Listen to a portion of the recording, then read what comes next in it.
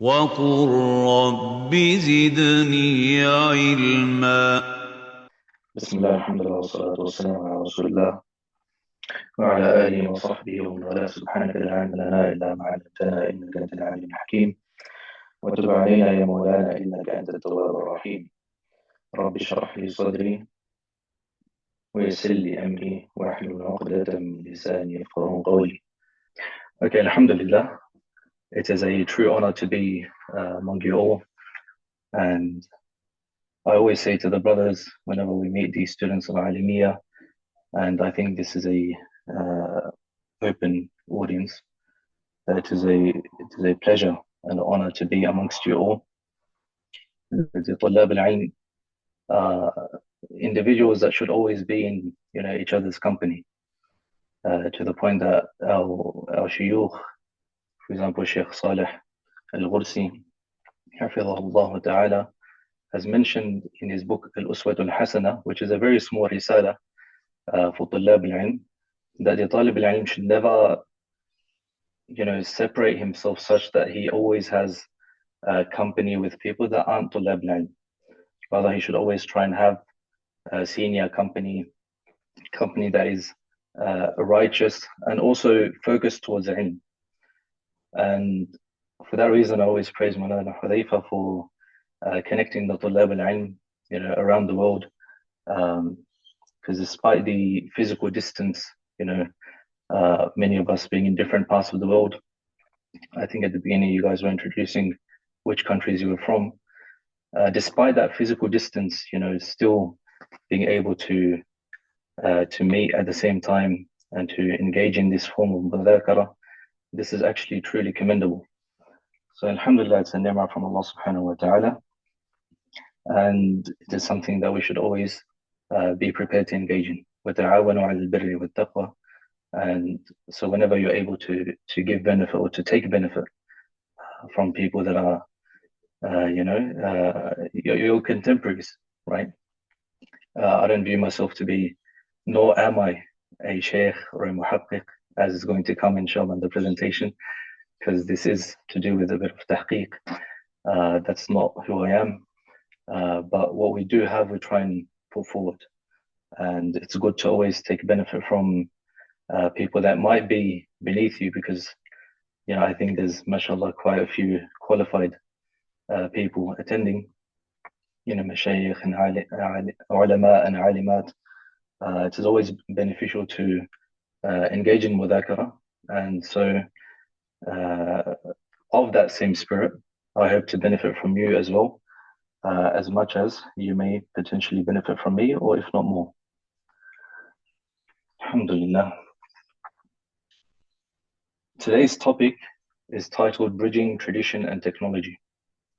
And the focus initially was for the tullab, or the students studying the Alimiyah program. And I think this was a very smart or intelligent topic to choose. And I understand that this was already presented before. One of the sisters, one of the ustadhas taught this topic as well. And I think it's very important in our day and age for us to be familiar, even if we do not utilize it entirely, to at least be aware that there is something that can aid our studies, or that there is something that can that is significant in the time that we live in, and that is the advent of technology and the advancement of technology. And I'm sure many of us that are connected to the Dar al-Ulum or to the madrasa can testify that our shuyukh and our teachers are generally not fans of technology. And to be completely frank, and if I disappoint anyone who might have joined with a different impression, then I do apologize. To be completely frank, they are correct in that the way to learn, and this is very important, the way to learn is always through books, right? Like, it's the classical way. There's no shortcut. There's no way to cut corners. There's a small trend that we see in the modern times, particularly by those involved in the Jamia sort of system, the university system, where they understand knowledge to be just a transfer of ma'lumat, a transfer of information. And there isn't that tarkiz, there isn't that focus on memorization, or there isn't that focus on talaqi, on inheriting knowledge or receiving knowledge from a shaykh or from a teacher. Rather, it's merely ibarat. It's merely not even, I wouldn't even say understanding. Sometimes it's just narrating and quoting statements and then doing your own ijtihad. And it's unfortunate, but it is a trend. And so I think it's important to say at the beginning of any discussion about technology and how it can be used to amplify our studies and to benefit from technology, that although technology has its limitations, there's another discussion entirely about should we be accessing technology at the beginning of our studies. And I'm not here to pretend that there is a nuanced take on this. I don't think there is. I think very simply you have to go through the books. There's no way that we can rely on things like Maktab al-Shamila and Asfār and Al-Bāḥith and these applications that we're going to talk about, inshallah. There's no way that you can utilize it unless you've done the groundwork, unless you've done the necessary work to build your foundation, and then using those applications and softwares to complement what you've studied before. That's the ideal way. If you try and jump this route, there will always be weakness. You're going to be relying entirely on these applications, which are fallible, as Mufti Muhammad Abdul Malik states, and inshallah we'll discuss. They are fallible, and some people, they don't entirely appreciate that. And so what happens is that when they see mistakes in the application or in the software, they don't realize that they're mistakes. And so that carries over, and then you give a fatwa based on that. You transmit a hadith based on that. You quote a tafsir of an ayah based on that. And then you have effectively transferred something incorrect to a particular person, whoever it may be, whatever context that may be in. And you have not fulfilled your duty, because every talib al-ilm and every da'i and every shaykh and every alima, they have a duty. And that duty is that you have to be ameen, you have to be trustworthy. And the ilm has an amana. There is a trust that is associated with knowledge.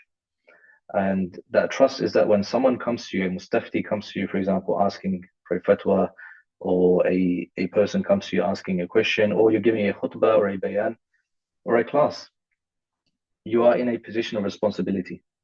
And therefore you have to do adequate preparation. You need to be delivering knowledge as you received it from your teachers, and they would have received it from their teachers, and so on and so forth, until the Sahaba who received it from Rasulullah sallallahu alaihi wasallam. So this is a silsila, a tradition which has been inherited generation after generation, with the nuraniyah, with the light and with the barakah and the blessing of the pious and the scholars and the dua of Rasulullah sallallahu alaihi wasallam, all the way, and it has reached us in that format. And it's very, very important for us to maintain that, so that we do not compromise in our deen, and we don't compromise this amana and convey something which is incorrect. So this is very important, and it's something that inshallah we're going to speak about in a bit of detail. And then after that, we'll talk about how we can make use of technology and modern applications to improve our studies or to engage in research. So before we begin anything, sometimes people want to know what is going to be exactly talked about, and more importantly, who is the person talking, right? Because we are going to be talking about research, which is tahqiq in Arabic, right? And ideally, you would have a muhaqqiq present. Unfortunately, I'm not a muhaqqiq. I'm nowhere near a muhaqqiq. But to be completely frank, I don't know if a muhaqqiq would present on this. They're generally very, very busy as well. But what I am going to do is I'm going to transmit what the muhaqqiqeen have said. So scholars have spoken about this topic, about using modern applications. Scholars like Sheikh Abdul Fattah Abu Wadda, Sheikh Muhammad Awama, Sheikh Nuruddin Aitar, rahimahullah ta'ala, and Mufti Muhammad Abdul Malik. I'm going to try and quote from these four in particular and what they've said about the use of modern applications. And thereafter, inshallah, we'll go about how to navigate the usage of them. This is mudhakara, and mudhakara, as we all know, mudhakara is two-sided. And so I would prefer that towards the end, during our Q&A, if there's any point that I might have missed or something which you might know that is of benefit, then to please don't withhold that benefit from me or from any of the participants. Inshallah, bring it forward, and so that we can all benefit collectively. The scope of this presentation is regarding information-based resources. So when we talk about, bridging technology and tradition, we can talk about it from many different angles. We can talk about it from the angle of AI, and we can talk about it from the angle of improving Arabic. You could do a whole segment about how to improve Arabic with modern technology. In fact, I think Siblings of Ilm released something which was very interesting, a clip on how to improve your Arabic speaking through AI, through ChatGPT. And I found that very, very interesting. Like, I wasn't completely aware that, it had gotten to that level where you could have a conversation, you could switch back and forth between English and Arabic, and it's just rapidly just picking up and engaging. And you could also speak about this topic from a note-taking perspective. For example, how do you collect and collate your ideas? How do you collate your notes? And all of that. That's also very important. But today's session is going to be focused on information-based resources. It's going to be focused on those resources which collect Islamic books, and they provide you with those information, those sorts of information or sources of information, and they provide you with words and the meanings of words. So I'm going to try and touch on Shamila, Maktabat Shamila, which is probably the most renowned software that we have that collects, hundreds, if not thousands, of books. And the equivalent of that for Apple, which is Asfār. Inshallah, we're also going to talk about Al-Bāḥith al-Qur'ani and Al-Bāḥith al-Hadithi. These are modern applications as well. And we're going to talk about At-Tarājim, which is a modern application on the biographies, biographical entries. And we're also going to talk about the Maʿājim. So the Maʿājim are your lexicons and your dictionaries. So something brief on that as well. And inshallah, all of this collectively should be enough for intermediate Tullab and above to take benefit and to, inshallah, advance in their studies. The target audience I wrote here is intermediate and above. Now, I know that wasn't a condition in the program. And if you're not intermediate or you don't view yourself to be intermediate, that's completely fine. Because you will still benefit. Because if you're not at this level now, you're going to be there, in a few years, maybe next year or in a few months. So it's good to know. But if you're not intermediate, like if you're still at a beginner level, you're studying Ajrumiyya, you're studying Sarf, you're studying basic Aqidah, you're studying basic fiqh, Quduri level, for example, then it's important for you to focus on those books for now. It's very important to focus on those books. And, the focus shouldn't really be going outside of that curriculum. Right? It's only after completing the fundamentals that we should try and venture out and try and, check different shuruhat, etc. Of course, there's benefit in doing so regardless.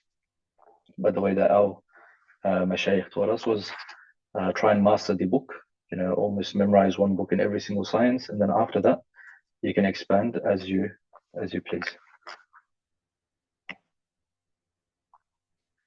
So the agenda, I've spoken about it briefly, but number one, the importance of research and primary sources. Number two, online resources, the benefits, limitations, and scholarly views. Number three is where we're going to go into the actual topic. So the different applications that we're going to discuss. Number 4, there's some memorization aids as well. There is a very nice app called Huffaz al-Mutun, which we're going to talk about, inshallah. Number 5, Telegram. So when we talk about bridging tradition and technology, it's not limited to things that we can download and access that's not being updated in real time. There's a lot of social media applications where they've become little hubs of Islamic knowledge. And I think Telegram is the modern hub of today. Like there's so much ilm, there's so many ulama, almost every other alim who's actively involved in tahqiq or research or something has his qanat, he has his channel, and is regularly posting durus and is regularly posting tahqiqat. And so Telegram is very important to, if someone wants that benefit and someone really wants to improve, then to join those particular channels is very good. Number 6, a small discussion on AI for Alamiya students. Is it a viable research companion? Honestly, AI is a very, very broad topic. It's something that, we can talk about at length, but to keep things brief, inshallah, we're going to just mention a few points about AI, particular limitations, and why we definitely can't rely on it completely. Now, how we can rely on it or how we can make use of it, that's something that we can, inshallah, discuss. And number 7, we're going to have a brief Q&A session.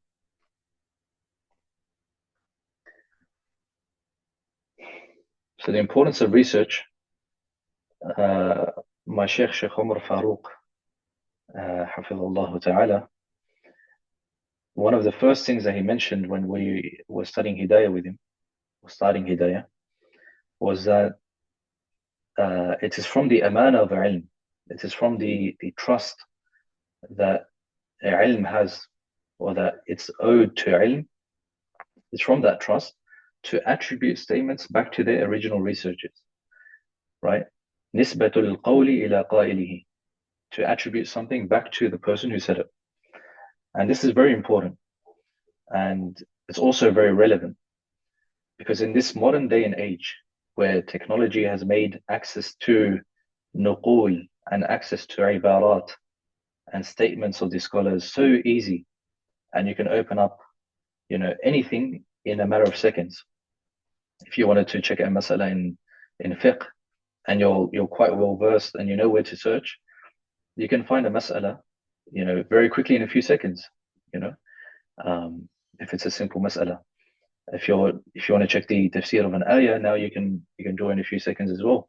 If it's an ayah of ahkam, to do with ahkam, you open up tafsir al-Qurtubi, you open up Jassas's work, you open up any of these classical works, and you can do that and you can find the answer to a lot of questions in a very short amount of time. What that leads to at times is a negligence in attributing the statement back to the original researcher.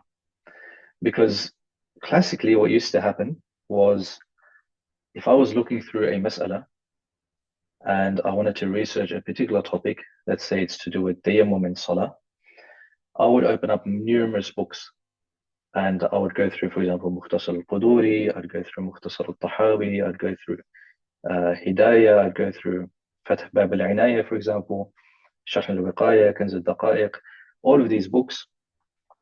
And then if I found the answer, let's say I found the answer in Kanz al-Daqa'iq, right? After exerting all of that effort, there'd be much more incentive for me to then quote and we found the ibara, we found the answer in Kanz al-Daqa'iq, for example, because it's the fruit of your effort, right? You've engaged in a grueling task of going through all of these books. It might have taken hours, especially if you get sidetracked a lot. So you come across another interesting masala, so you read that, and then you go to that masala. And so that grueling task of going through all of those books, finding the answer, makes you appreciate the answer much more. And so when you do find the answer, when you do find the mas'ala and the jawab to the istifta, then you're much more likely to convey that, right?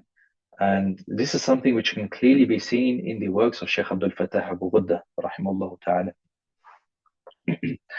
Sheikh Abdul Fattah Abu Ghudda, rahimahullah ta'ala, phenomenal scholar, who would be, you would see in his books, he would be trying to find the answer of a particular question. And he said that I read this book and I read this book, but then I finally came across the answer in this book.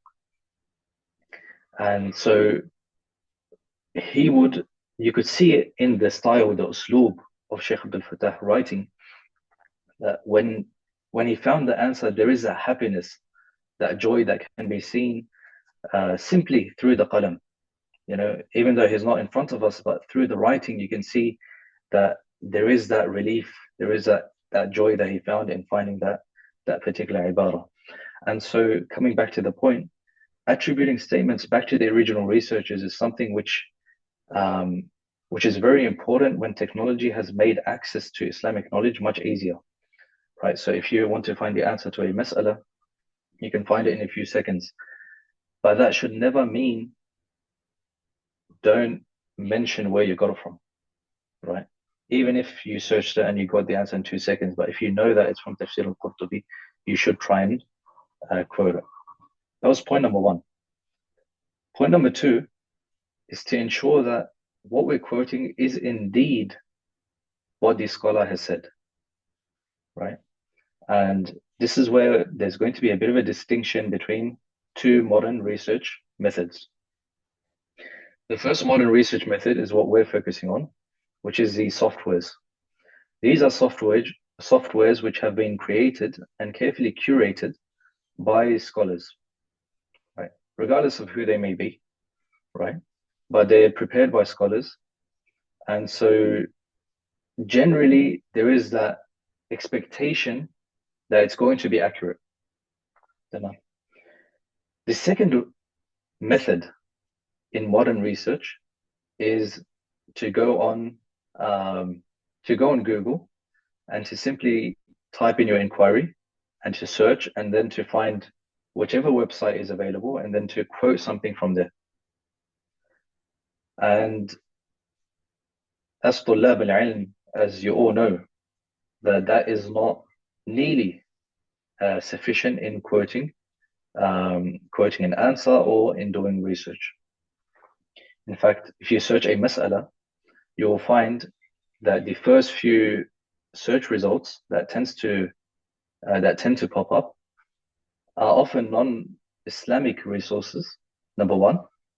Or number two, they might quote to be, quote unquote, be Islamic, but they might not be from Ahlul Sunnah wal Jama'ah, or they might claim to be Muslim, but that they might not be a Muslim resource. For example, there is a famous website called alislam.org, and many people that are trying to research Islamic topics, they find this website. It normally pops up as the first search result or the second search result, and so they'll click on it, and then they'll quote the hadith from there, or they'll quote an ayah from there, or a translation from there. And that website, that particular website, alislam.org, is a renowned Shi'i website. It's not even Sunni. It's not even Ahlul Sunnah. And you can imagine, like, the Shia and the Rawafid, they have completely different usul to Ahlul Sunnah wal Jama'ah. They don't take the narrators that we accept. Their tafsir of the Quran is going to be vastly different to how we interpret the Quran. The tarjama of the ayah, the translation of the ayah is going to be different. Just from the essence, from the very beginning of research, they're going to be differing with us. And so that's not a viable method to just search and to quote from these websites. And so that's also from amana of knowledge, that when we're preparing for a dars, or when we're preparing for a khutbah, or any sort of research, we shouldn't be sufficing with minimal research, where we just search on Google and we find any website. We've got a sort of confirmation bias where we know what we want, we know what we think is true, we just want someone to quote, we find that person to quote, and then we just chuck it in there. That's not correct at all, and that should be avoided. severely.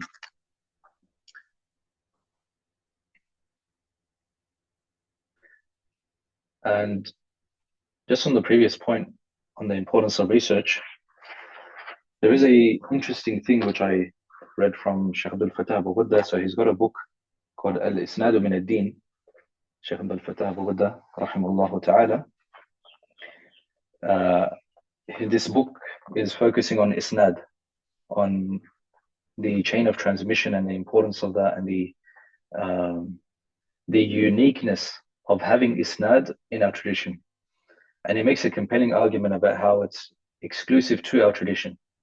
In Islam, we have isnad, we have this concept of sanad, right, where things are traced back to the original speakers and to the original narrators.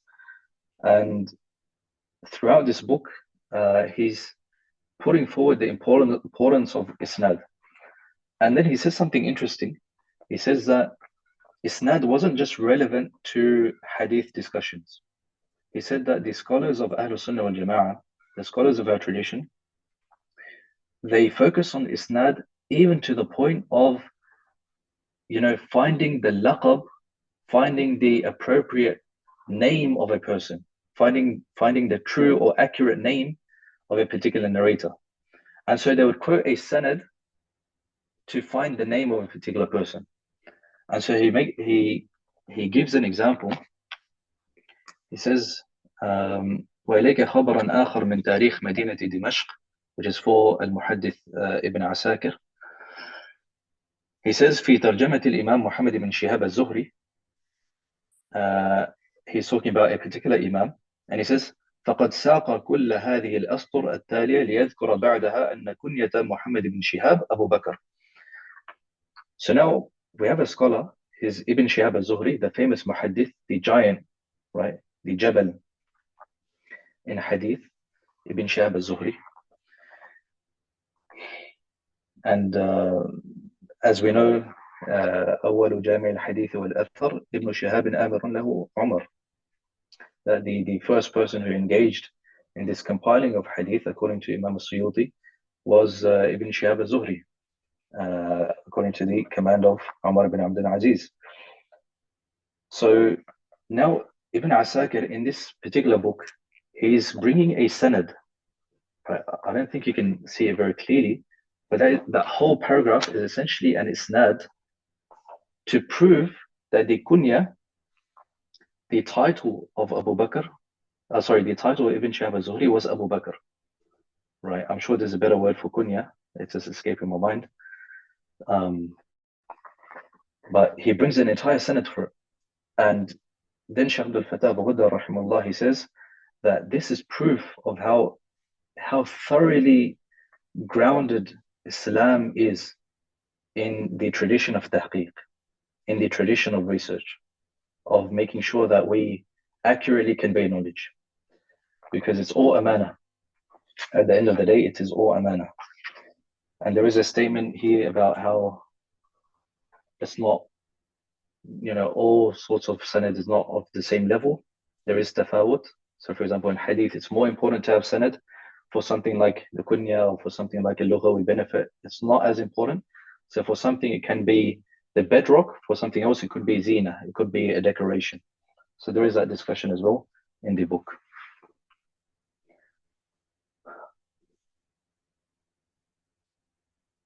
No. Now, online resources. There are some important considerations when you talk about Islamic research resources and research in these modern times, particularly in light of limitations. And before I go into this, I'm going to mention a story. When Maulana Hudhayfa reached out, and suggested that we do something on this topic, I was preparing for how I would present, and I was preparing, particular things. I was consulting different ulama, getting their opinions about what they think about modern technology and what their particular opinions are. And one of the ulama that I spoke to was the muhaqqiq, who many of the طلاب would know, Sheikh Said Bakdash. So Sheikh Said Bakdash, who is a muhaqqiq of many books, for example, he's working on Badaya Sanaya at the moment. He's got a tahqiq on Mukhtar Lubab في شرح الكتاب, which is a commentary on Quduri by Imam al-Maydani. He's got the tahqiq on Hidayah. He's got a tahqiq on numerous books. He's a very renowned muhaqqiq in the Hanafi madhab, currently residing in Medina. And normally he would just respond to me on message, but he said this requires a phone call. So I said tamam, and we arranged a phone call. And he said that open up Shamila, and this is something that I want you guys to do as well, inshallah. In fact, yeah, I won't get you to do that later. We'll probably do that now. Yeah, let's do it as a practice run. Whoever has Maktaba Shamila or Asfār, I want you to open it. I'll give you about 30 or 40 seconds to do so. And I want you to do a bit of a practice run. Because Sheikh Said Bakdash, he did it with me just to prove a particular point regarding Islamic research and regarding these online resources and tools. So I'll give everyone 30 seconds or so to do that. If you don't have it, then that's fine. You can just wait. Right? You should download it though, because if you're learning about how to use it, then you should have it.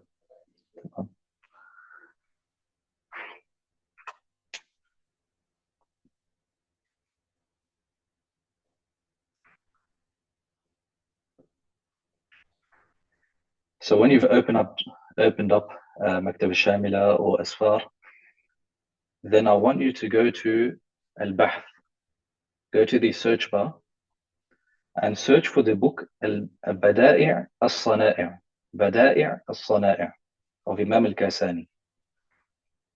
I'll type it in the chat for some.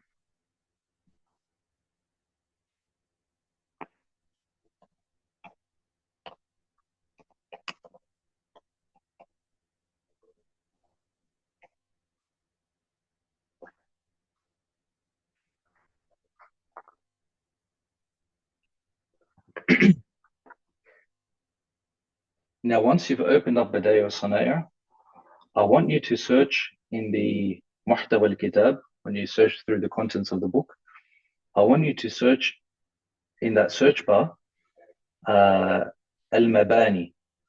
Al-Mabāni. I'll type it again.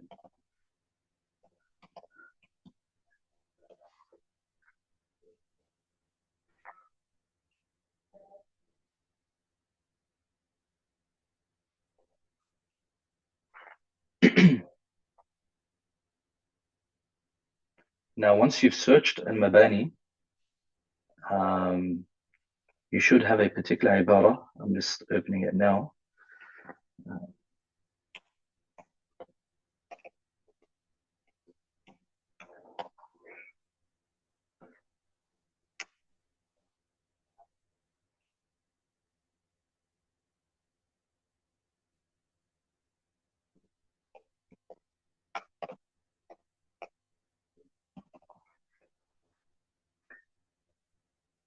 Tamam. So let me see if I can share my screen here.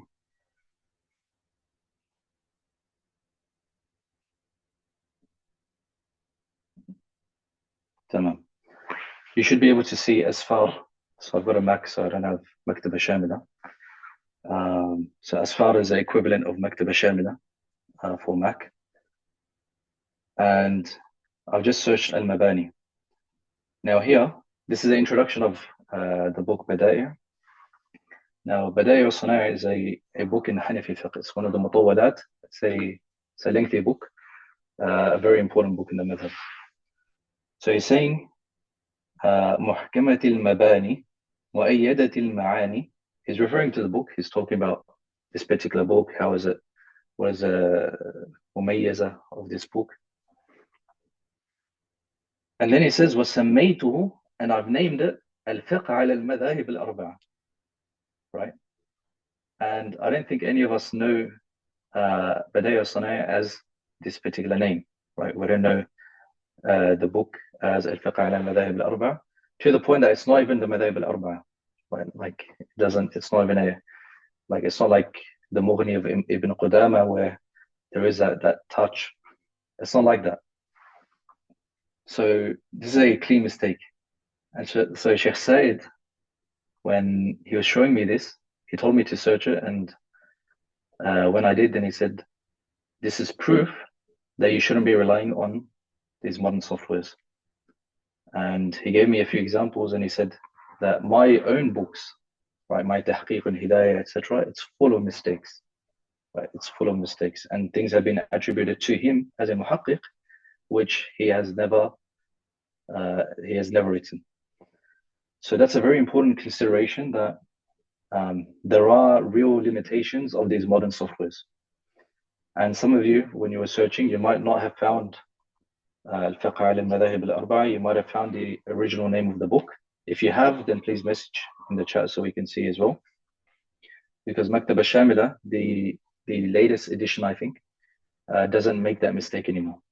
So the older editions were making that mistake, but the latest version has rectified it.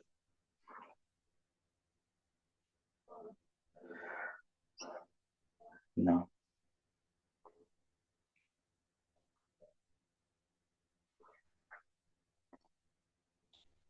Yeah, Turath would probably have the same error as well.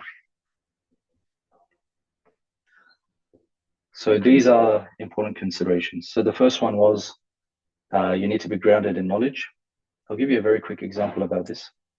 You know, you could have all of the research tools handy, but if you don't know how to read Ibarah, if your Nahu is terrible and your Sarf is terrible, then you won't be able to understand. And if there's a mistake, you won't be able to resolve that mistake.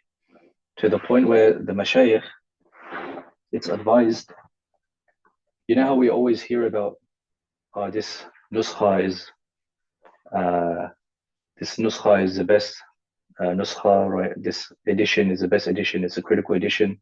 And you'll find Tulab al-Ilm like really focused on it. They're like, oh, I'm not going to study, I can't join that class because I couldn't find the best nuskha. You will find that the real Tulab al-Ilm, the strong Tulab al-Ilm, they will go regardless, right? They will buy any nuskha and they will just rock up to class.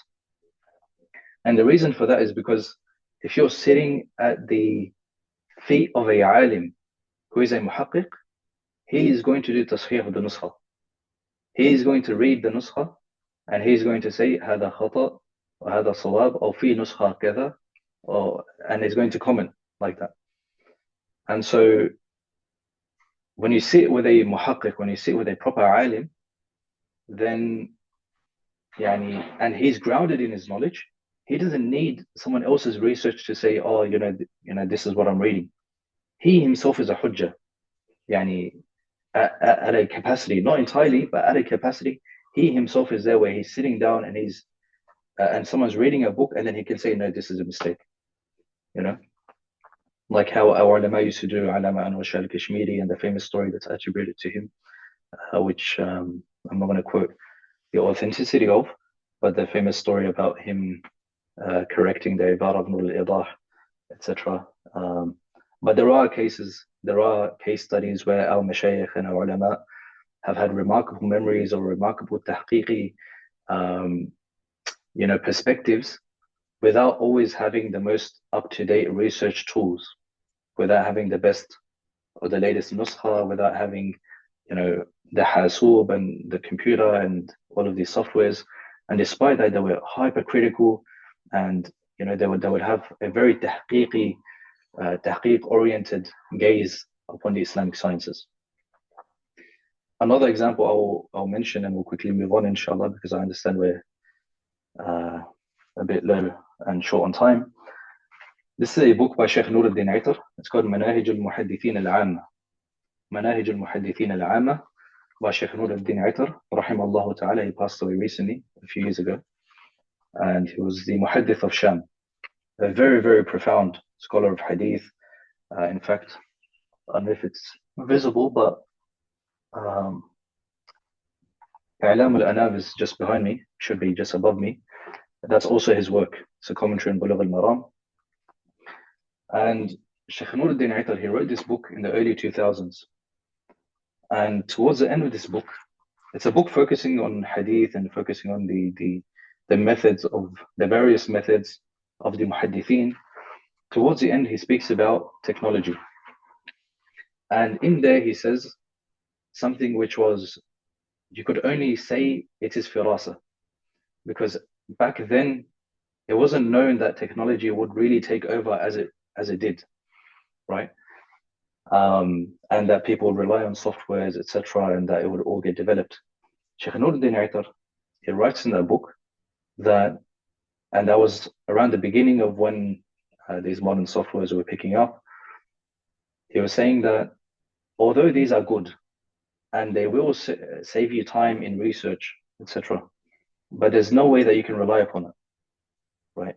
And as a person who has reached a makana, he has reached a particular level in tahqiq and in ilm, right? He's a muhaddith. Shaykh Nuruddin Aitar is saying that although you might be able to find a hadith in a second, which the muhaddithin of the past had to travel 5 months for, right? You can just search it and find it in a second.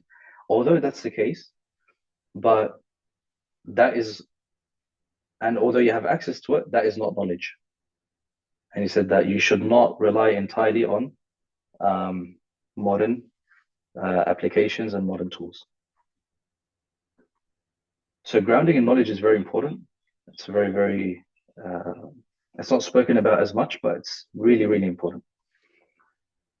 Number 2 is exhausting research. The benefit of you searching for a mas'ala by opening up 50 books cannot be underestimated, right? The benefit that you have when you're trying to find a hadith and you're opening up 50 books of Rijal and Ilm al-Rijal and all of these books, you know, that benefit cannot be described. And the same goes for fiqh, and the same goes for all of the Islamic sciences. If you always try and research and you find the answer straight away, you're preventing yourself from making mistakes.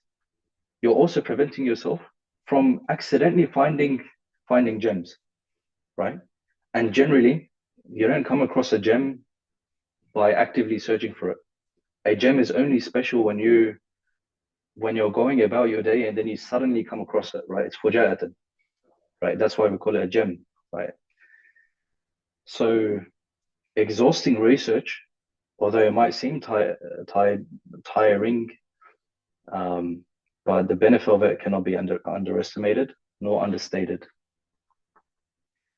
And number 3, there's inaccuracies. So as I showed you from Asfār, that there are significant inaccuracies in Islamic research softwares. That was just one example about how the name of the book, let alone the content, that from the name of the book there was a mistake, right? The name's Bada'i al-Sanā'i', they named it Al-Fiqh ala al-Madhāhib al-Arba'a. So Islamic research softwares are still developing. Maybe, you know, decades in the future, maybe it's going to become more reliable. Maybe we won't have to focus half an hour on speaking about the inaccuracies. Maybe it's just like something to keep in mind, but later on maybe it does become accurate. But for now, it certainly has not reached that level.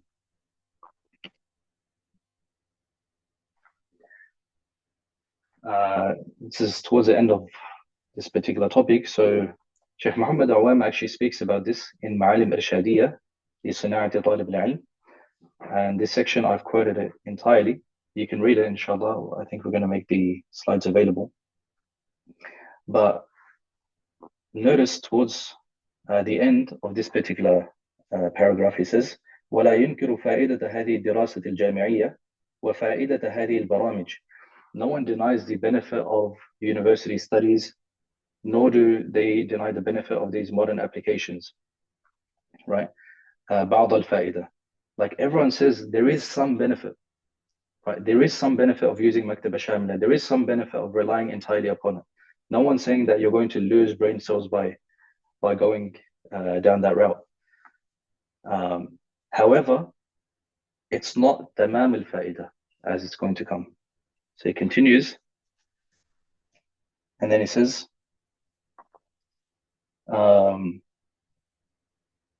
وبقدر ما يقتصر عليها الباحث, that according to how much the person relies upon it, the researcher relies upon these programs and these applications, يكون ضرره بها ماديا وروحيا. Right? That's the extent of the harm that's going to be there, the physical and material harm and the spiritual harm. And then he mentions what is the physical harm. He says فمن ضررها المادي أنه لا يصح أبدا الرجوع إليها فقط دون الرجوع إلى مصادرها الناقلة عنها والحديث عن هذه الفقرة طويل. He says that it can never ever be accepted that you only go to modern softwares and you don't go to the masadir asliya. You go to the masadir, the sources, which are original sources. It can never ever be accepted. And the darar ruhi, this is very important. And I'm going to encourage everyone to read it. It's a lengthy paragraph, so I'm not going to read it entirely. But he says basically that the way ilm is taught is talaqi. You sit with the sheikh and you gaze upon the sheikh and you take from the anwarat of the sheikh. And this is how, for example, Yahya ibn Yahya al-Naysaburi was with Imam Malik, where he's looking at Imam Malik and he sees Imam Malik when the hadith is being read, his face turns red and you can see the khawf entering Imam Malik. No book can teach you that. You know, Maktab al-Shamil is not going to teach you that, right? It's only when you see the face of your sheikh and you see his expression, you sit in the gathering where the malaika attend, and the whole environment, that jawl ilmi, it's when you're in that environment that you get that benefit, that spiritual benefit, right? Because we don't seek knowledge for the sake of knowledge. We seek knowledge so that we can be accepted in the court of Allah subhanahu wa ta'ala. Otherwise, what's the benefit? We're just fulfilling the prophecy where Rasulullah sallallahu alayhi wa sallam, he said, as narrated by Abdullah ibn Amr ibn al-As radiallahu ta'ala anhuma, that إن الله لا يقبض العلم انتزاعا ينتزعه من صدور العلماء ولكن يقبض العلم بقبض العلماء حتى إذا لم يبق عالما اتخذ الناس رؤوسا جهالا فسئلوا فأفتوا بغير علم فضلوا وضلوا. Hadith muttafaqun alayhi, as you all would have covered, that eventually towards the end of times, people are going to take ignorant people as their leaders, right? And so they're going to be asked questions and they're going to give fatwa. And so this tasarru' fil fatwa is also something which is problematic. And it's something which one of the mashayikh has written about, which I saw recently, Siblings of Ilm translated in its entirety, which I was very, very happy to see. So tasarru' fil ifta is also very bad.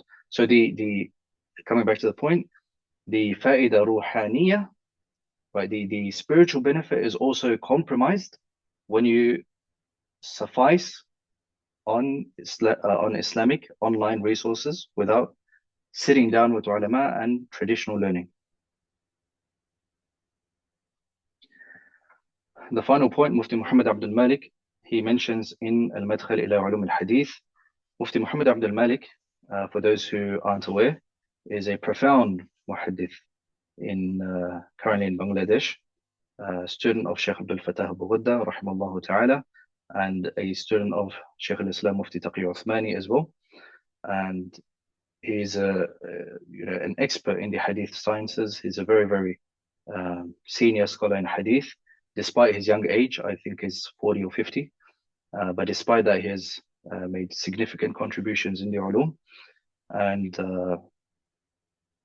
I believe Sheikh Mahfouz Ahmed Silati, Hafidhullah, he presented on this topic last week for Siblings of Ilm as well. He presented on the life of Sheikh Muhammad Abdul Malik.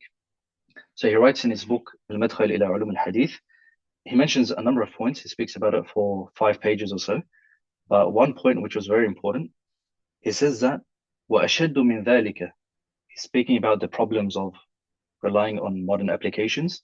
He says, أَنْ يُشِيعَ بَعْضُ النَّاسِ فِكْرَةَ سُهُولَةِ الْإِجْتِهَادِ, that what happens is that people think because of these modern applications that it's so easy to give fatwa now, right? You just search for a mas'ala, you find islamqa.org, and you just quote the fatwa, and that's your duty. And that's very, very problematic. He says that now that these modern applications have come about, these cannot be used for those causes. They cannot be used haphazardly. If you want to use it, they can be used, but in a limited context. So you can, inshallah, read that in your own time. I've given the reference as well. That's a very interesting discussion and a very interesting book. In fact, Mufti Mu'adh Chati has also mentioned that this is a necessary read for Tullab al-Ilm.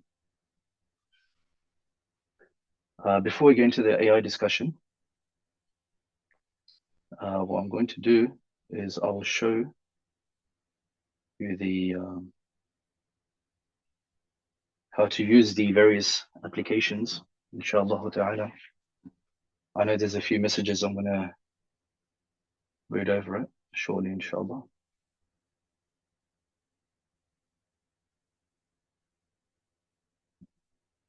So this is Asfār. Asfār is slightly different to Maktab al-Shamila, but the crux is the same. So you have, this is your home page. So wherever you left off, so we were searching the day of Sanaya. This is your home page. So if you want to search any mas'ala, you go over here, Bāḥith fil Kutub. Now you've got various books over here. So you can search anything. For example, if I start searching tafsir,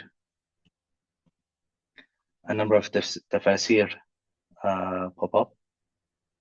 And so if I want to choose tafsir al-Khazin, for example, now this particular book I haven't downloaded.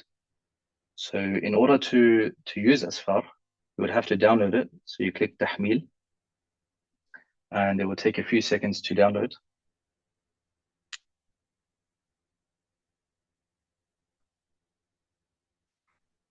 And now I've downloaded Tafsir al-Khazin, so I'll click on it. And this is the book, Muqaddimatul Kitab. And it's quite easy to navigate from there. Everyone can understand how to do so. You can search in the contents as well. And if there's something in particular you want to search, for example, I don't know what's Nasara. There's a particular word. So Nasr, so I search Nasr and this pops up in the tafsir. So whatever you're searching for, basically, you can find it. But the important thing here and throughout the applications that we're going to look at, the important thing is don't rely entirely on it. Try and find a nuskha, find the hard copy, or find the PDF and double check. Double check if the Imam has actually said what you think he said. You also have, so Bāḥith Ām here, sorry, one second. I'll show that a bit later. The Ruwātul Hadith. Now this function, I don't think the screen's showing. But this function, I don't think it's as important as other things. It is something you can look into, Tafsir al-Quran as well. But there are separate applications for this. So for tafsir, I'm going to show you something, Al-Bāḥith al-Qur'ani, which is very, very good for tafsir. And so you don't really need to use Asfār. Each of these applications should be used for their strengths, right? And so if you have something for tafsir, go to tafsir. If you have something for hadith, go to hadith, and so on and so forth. One thing to keep in mind, which is very important, is that a lot of these modern applications are promoted and largely run and managed by a particular group, the modern Salafi, or I guess we could call it the Wahhabi group. And so if you're trying to find a mas'ala to do with Aqidah, you probably won't find it. Like, for example, if I go in the Aqidah section, or if I try and search for the book Sharh al-Aqaid, which is a book in our curriculum, right? Sharh al-Aqaid and Asafiyya. Sharh al-Aqaid. So I'm trying to find Sharh al-Aqaid, I can't find it, right? The only book of Imam al-Taftazani on Asfār is, I believe, Talwīḥ. in usul al-fiqh. But if you try and find any book which is Ash'ari or Maturidi, you're going to have difficulty, right? And that's another limitation of these modern applications, that they're not comprehensive, right? So, for example, Jawharat al-Tawheed, something which is found within our curriculums, within the Shami curriculum of studies, etc. You won't find it in Asfār or Maktab al-Shamila, at least to my research. Maybe you guys try, and if you do come across something else, then you can give me the benefit of that as well. But I've tried searching for various books, for example, Mujarrad Maqalat of Ibn Furak, Sharh al-Aqaid al-Nasafiyya, in different commentaries on the Jawhara, and the books of Imam al-Sanusi. I couldn't find anything. So that's very important, because Aqidah is, of course, the bedrock, and it should be something that we all study to a good level, and it doesn't help when the books aren't here. So maybe in a sense it's good that it gives us incentive to actually buy the books and to learn it in a classical way. So this was Asfār.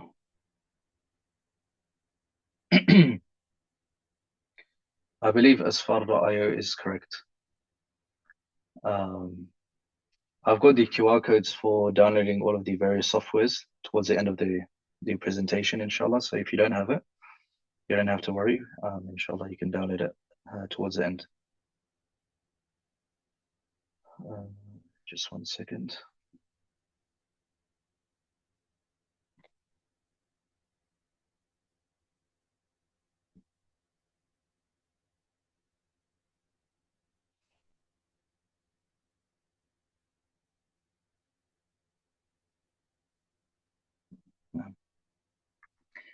The second app I wanted to show was Al-Bāḥith Al-Qur'ani. Al-Bāḥith Al-Qur'ani is an app that we can download on our phones and iPads, and it's also something that we can access on our web browsers.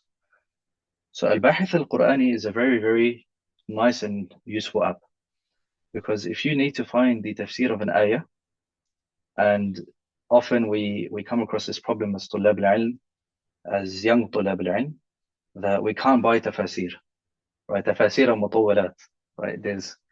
You'll rarely find tafasir which are short, right? For example, Ibn Qurtubi's tafsir is massive.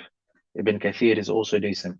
Tafsir al-Tabari is humongous, right? And so at a young age, buying all of those suddenly, it's difficult for the talib al-ilm.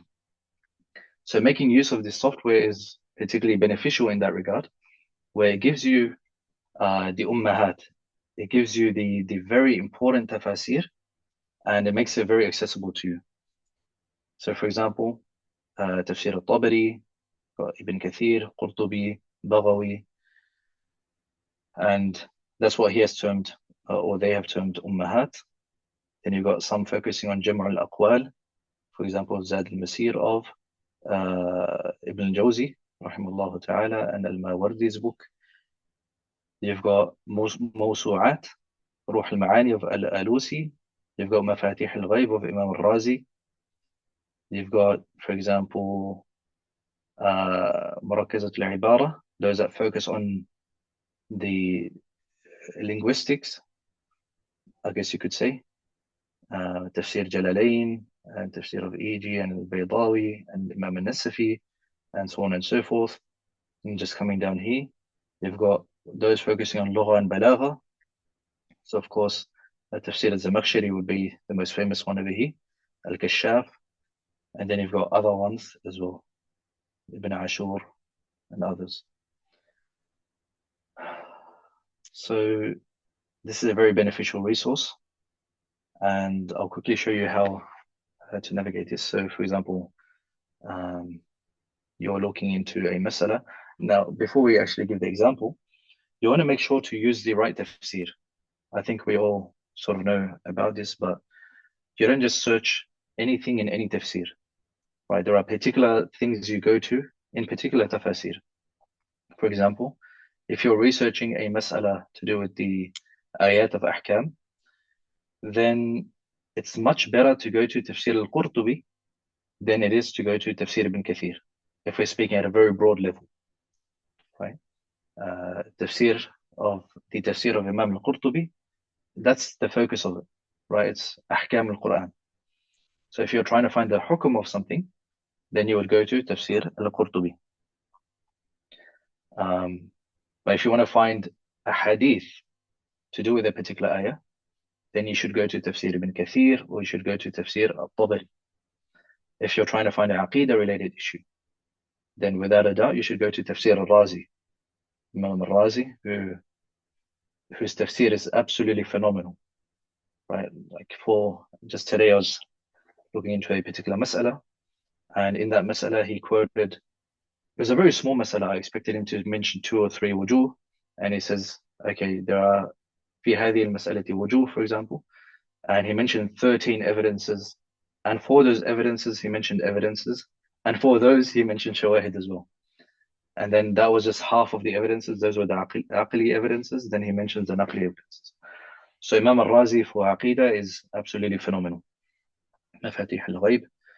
If you're trying to find the statement of a particular scholar, like what does Ibn Abbas say about this particular ayah, then Tafsir Ibn al-Jawzi is generally good. Tafsir Ibn al-Jawzi is generally good.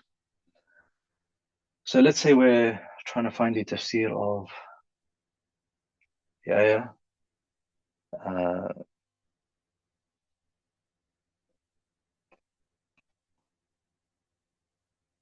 وَالنَّجْمُ وَالشَّجَرُ يَسْجُدَانِ. Now, we're trying to find the various opinions on the meaning of an-najm. So we should go to Ibn al-Jawzi. So we'll go here. Where is it? وَالنَّجْمُ وَالشَّجَرُ يَسْجُدَانِ فِي النَّجْمِ قَوْلَانِ. So regarding the najm, or the meaning of najm, there are 2 opinions. أحدهما أنه كل نبت ليس له ساق. It's that tree that doesn't have a root, or doesn't rely on something, or it needs to rely on something, sorry. It doesn't have a root in the ground.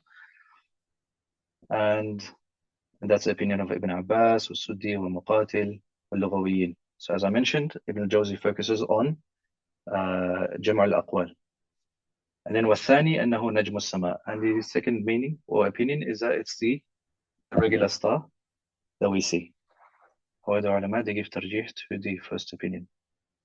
It's generally the Sahaba on one side and the others on the other. So this is Al-Bāḥith al-Qur'ani. There's another function over here which is very interesting. If you go on Al-Bāḥith and you want to find a particular thing, it could be a particular i'rab, or it could be a particular wazn of a fi'l. So you can actually do that. So for example, fa'ala, and then it will show you all of those that are on this wazn, all of the words that are on this wazn. So this is actually very good for students of the Arabic language. That you can find a lot of examples from the Quran for these awzan.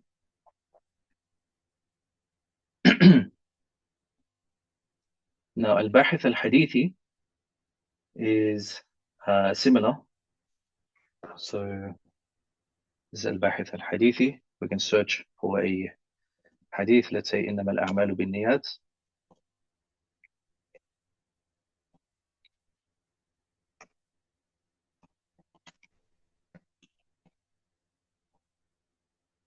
So there, straight away you've got إنما الأعمال بالنيات, and this is the narration found in Sahih Bukhari. Generally, this application, it brings forward Sahih Bukhari, which is obviously correct in the methodology. And you can find whatever you're trying to find. You can find different wordings, etc. So it's quite beneficial in that regard. You can also find the Rawi. So for example, here it's Umar ibn al-Khattab, radiyallahu ta'ala anhu. And then you can click here and you can find the a bit of detail regarding. So a bit of the sharh.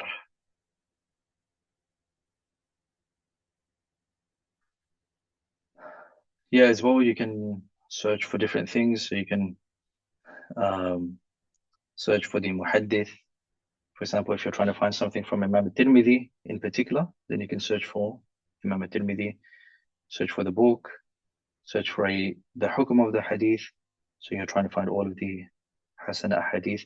Of course, you wouldn't rely on this. Like I said, Muhammad Abdul Malik has spoken about this in detail, but the application does try and attempt to facilitate this. Now, keep in mind, as I mentioned, like a lot of these softwares are, they're backed by, as I mentioned, like the Salafi methodology. So you will find that out of all of the methodologies in Hadith, it does adopt Sheikh Al-Albani's, rahimahullah. It's just something to be cognizant of, that you're not studying something objectively. There is something over here. It's a particular methodology, and you should, as a talib al-ilm, just be aware of that. The next application that we have is Tarājim. Tarājim is a very interesting application, particularly for those that are more into research or more into hadith. Here, you can search for particular narrators. So here you've got shakhsiyat mukhtara, particular selected personalities. So Imam al-Bukhari, Imam Malik, Imam al-Nawawi, for example, and so on, and it keeps going. Shaykh al-Qadir al-Jilani. But let's say you want to search for someone. So you're in your alim course, and the sheikh says that we're going to study a particular book. Let's say Bidayatul Hidayah of Imam al-Ghazali. So you can search al-Ghazali, because it's so renowned, you don't need to put any sort of title.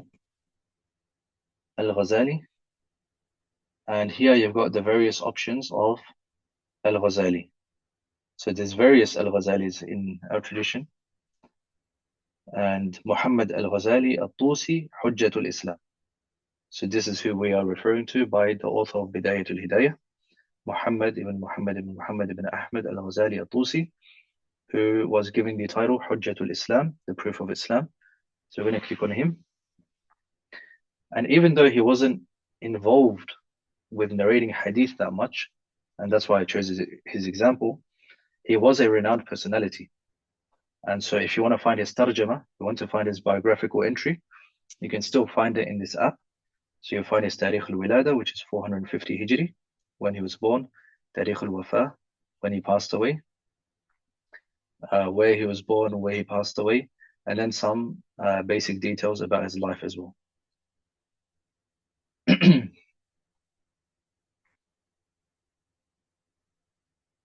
So Tarājim is also something which we can definitely take benefit of.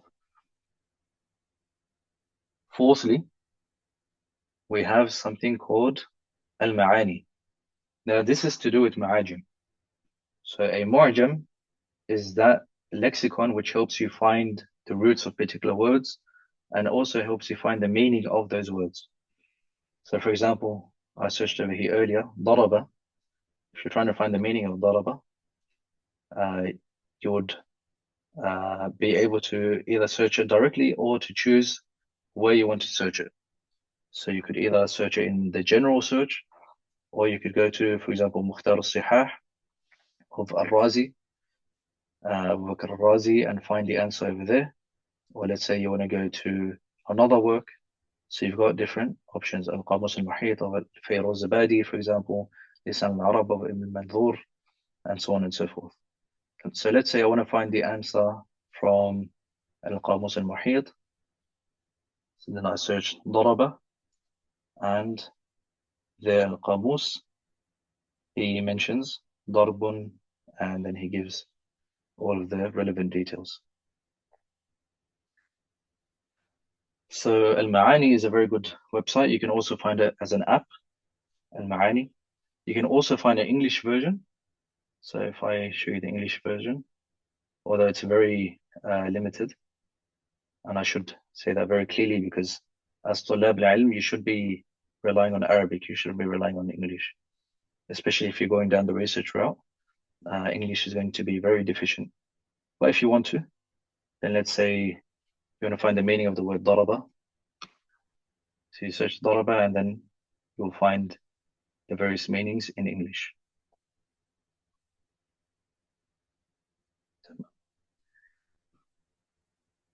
There was another website I wanted to show you all.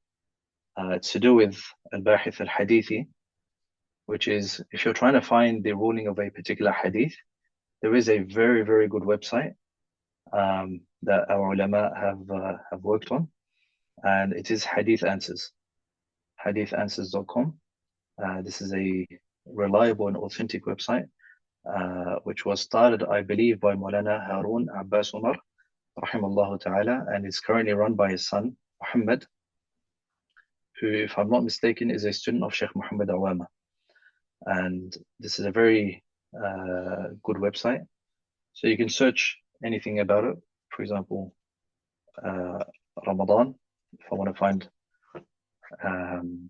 or maybe Sha'ban, because Sha'ban has a lot of discussion about the middle night, Laylatul Nisf min Sha'ban, for example. So this would be a good resource to check. So for example, there's numerous answers on this particular topic on the 15th of Sha'ban. So a question would come, what is the status of this particular narration? And the Sheikh will answer, and he'll give the reference as well.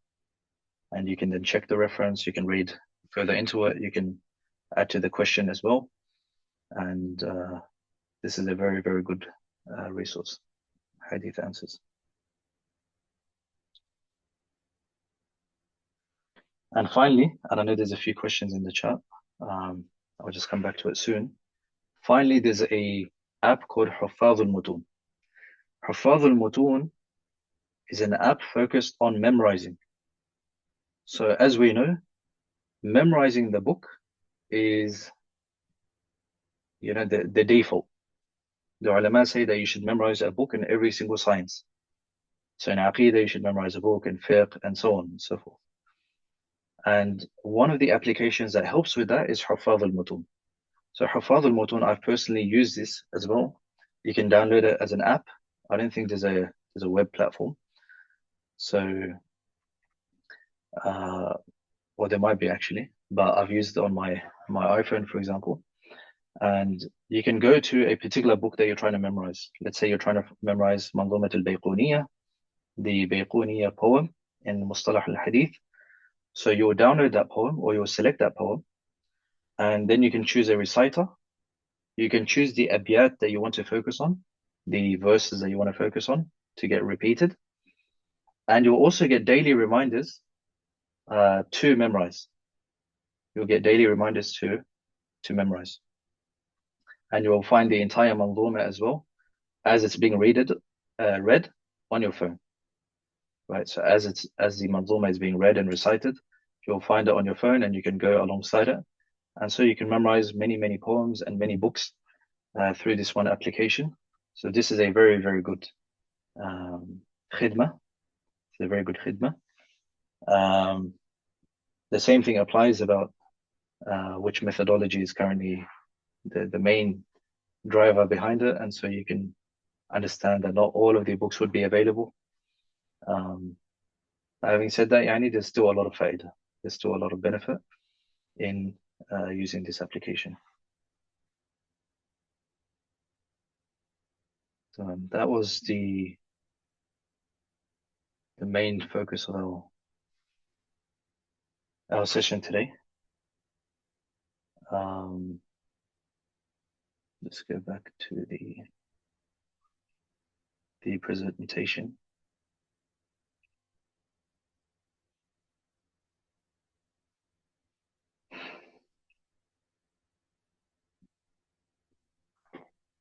There's a final thing about AI.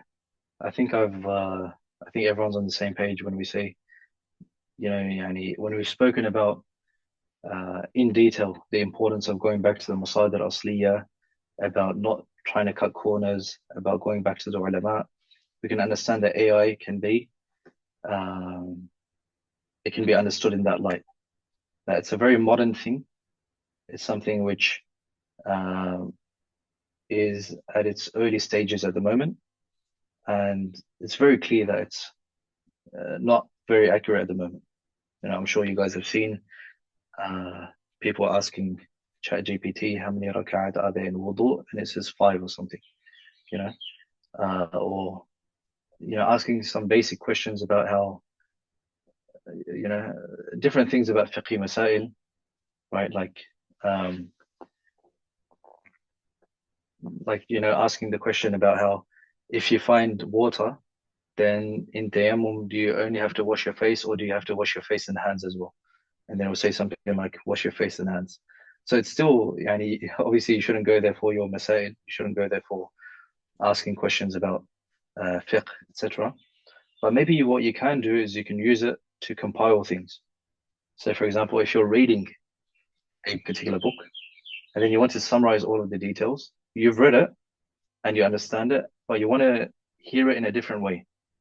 So you can feed that particular software or that particular bot. You can feed it that information and say, repeat it to me in a different way or a different format, and that can perhaps improve in your understanding or improve in giving you tafhim, or improve in tafhim in giving you fahm of the particular mas'ala. Another way that you can use AI, for example, is how the brother in that Siblings of Ilm video did, of speaking Arabic to it, and you can improve in your Arabic as well. You can use it to write particular things, but not to overuse it. That's very important.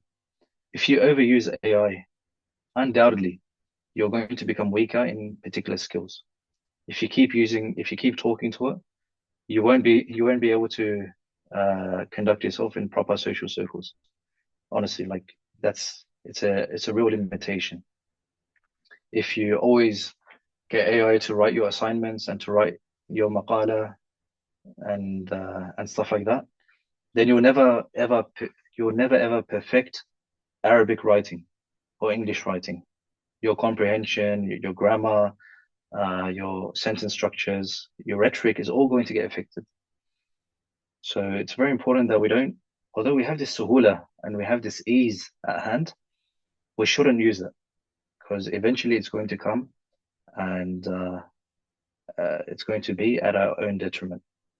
So we should be very careful about engaging with AI and trying to go as classical as possible. Try to be as traditional as possible. Try and write with your hands, write physical notes. Don't type in a computer. Don't get AI to compile your notes. Try and write it yourself. Because the modern researchers, even in psychology, like my background is psychology, and we were taught in university that for your dhakira, for your memory and recollection, it's much better to take handwritten notes. I think it's 2 or 3 times more effective. So a lot can be said about AI. It would require its own session, and it would also require a specialist. I'm no specialist of AI. In fact, I try and limit my own usage of it. But if you do end up using it, then just be cognizant of the limitations. And as we've discussed in quite an amount of detail, that try and go back to the books and try and go back to the ulama and learn classically. That's all I will say. That was the overview, and those are the QR codes. So if you couldn't find a particular application, you can go to it. These are the website links, by the way, and they have the link to the application. So if you want to download it on your phone, you can through these QR codes. If you want to take a screenshot, you can. Although we're going to make this available, inshallah, after this session.